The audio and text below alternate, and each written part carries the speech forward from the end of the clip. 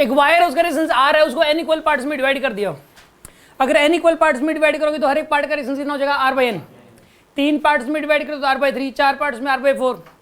तो यहाँ पर ये रेजिस्टेंसेज हैं और एन इक्वल पार्ट्स में डिवाइड कर दिया, ये एन है सपोज, तो ये आर बाई एन है, इसकी वैल्यू आर बाई एन है, इसकी वैल्यू आर बाई एन है, इसकी वैल्यू आर बाई एन है, इसकी वैल्यू भी आर बाई एन है, इसकी वैल्यू आर बाई एन, इस तरीके से ना ये एन है टोटल। ठीक है, अब ये बताना है कि इनको पैरेलल में जोड़ दिया तो इफेक्टिव क्या आएगा। अगर एन रेजिस्टेंसेस को इक्वल रेजिस्टेंस को पैरेलल में जोड़े ना तो इफेक्टिव आता है किसी एक को एन से डिवाइड कर दो। तो ये जो आर बाई एन है इसी को एन से डिवाइड कर दिया तो आंसर क्या आएगा इसका, आर बाई एन स्क्वायर। ये ऑप्शन करेक्ट है।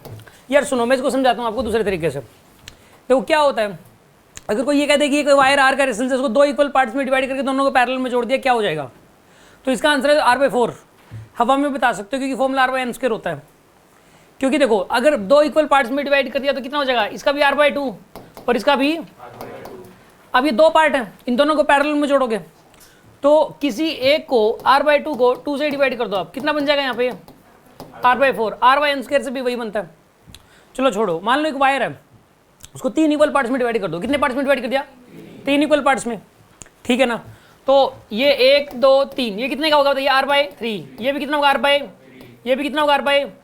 अब 3 पार्ट्स हैं और तीनों को पैरेलल में जोड़ दिया तो किसी एक को 1/3 कर दो किसी एक का, तो आर बाई 3 का 1/3 करो, कितना बन जाएगा, आर बाई 9। और इस आर बाई एन स्क्वायर वाले फॉर्मूले से भी क्या बनेगा, आर बाई 9 बनेगा।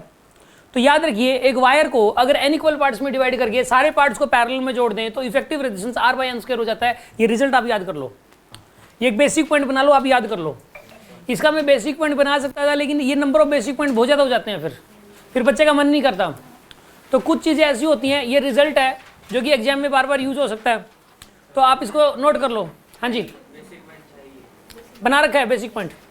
ठीक है, अभी देखो ये वाला क्वेश्चन बेसिक पॉइंट से सोल्व हो रहा है। ये बेसिक पॉइंट पता नहीं कितना कब बनना पड़ा है और पिछले 3-4 सालों के पेपर उठा हुआ आप, लगभग ये वाला क्वेश्चन मिलेगा आपको लगभग हर पेपर के अंदर। ठीक है, तो बार बार रिपीट हो रहा है।